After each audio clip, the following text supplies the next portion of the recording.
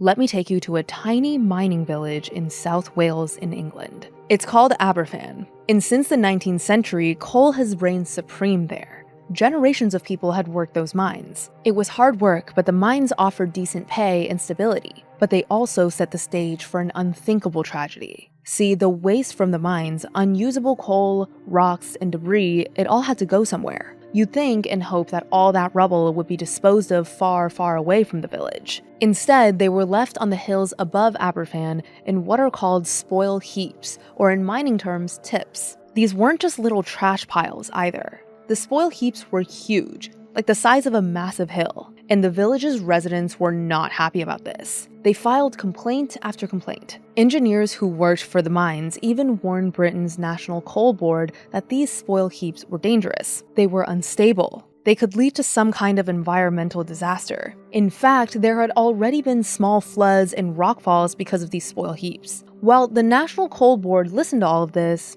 and did nothing. It would turn out to be one of the worst mistakes in British history. On the night of October 21st, 1966, Aberfan was hit with heavy rains. All that water soaked the spoil heaps, and the next morning at 9:15 a.m., one of those heaps collapsed. Suddenly, an avalanche of coal waste, water, and debris descended on the town of Aberfan. Within the blink of an eye, entire buildings, including a school, were enveloped in the flow. 144 people lost their lives that day. 116 of the victims were kids, mostly between the ages of 7 and 10. The Aberfan disaster shocked Great Britain. And what made it even more tragic was that this could have been prevented. But while engineers and residents had sounded the alarm before the disaster took place, some people saw more than a warning. They saw the exact event play out in their minds. Enter Dr. John C. Barker. He was a psychiatrist who specialized in treating fear, panic, and psychosis. He also founded an organization called the British Premonitions Bureau. Like the name suggests, the Premonitions Bureau researched and documented people's premonitions.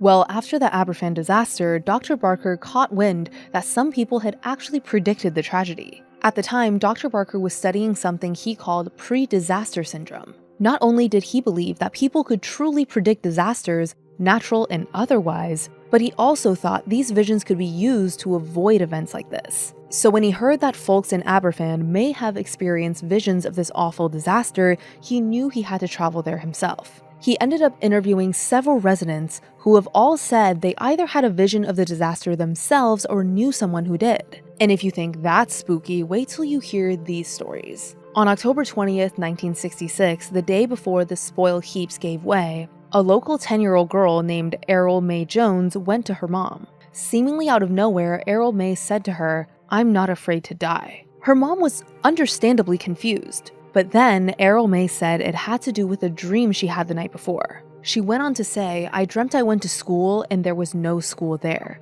Something black had come down all over it." The following day, her school was pummeled by wreckage from the slide, and Errol May didn't survive. Tragically, she wasn't the only child to seemingly predict her own death.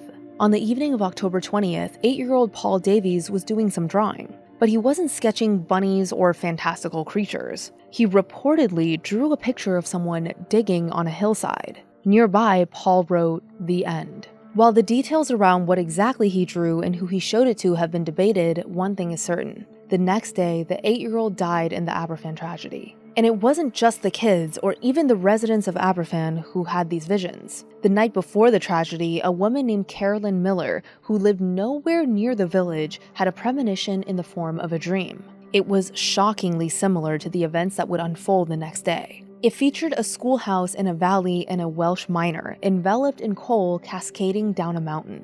Another woman, Mary Hennessy, also foresaw the disaster in a dream. It was so vivid, she called her son and daughter-in-law the next morning, who didn't live in Aberfan, to make sure her grandkids were okay. Dr. Barker collected all these premonitions and created a scoring system of sorts. His goal was to rate the legitimacy of the visions themselves to see if they could be used to predict and prevent tragedies from occurring. He graded for accuracy, timing between premonition and events, as well as sheer weirdness of the premonition themselves. After Aberfan, Dr. Barker kept meeting with folks who were said to have psychic abilities or some sort of sixth sense. Sadly, in the end, none of this research ever prevented an oncoming tragedy. A lot of his colleagues in the medical field dismissed Dr. Barker's work as unscientific. They claimed he was just collecting stories, nothing more.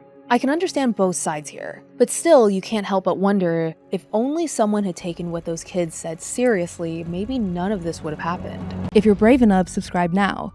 Just search for @Crimehouse Studios on YouTube. And remember, reality is the real horror.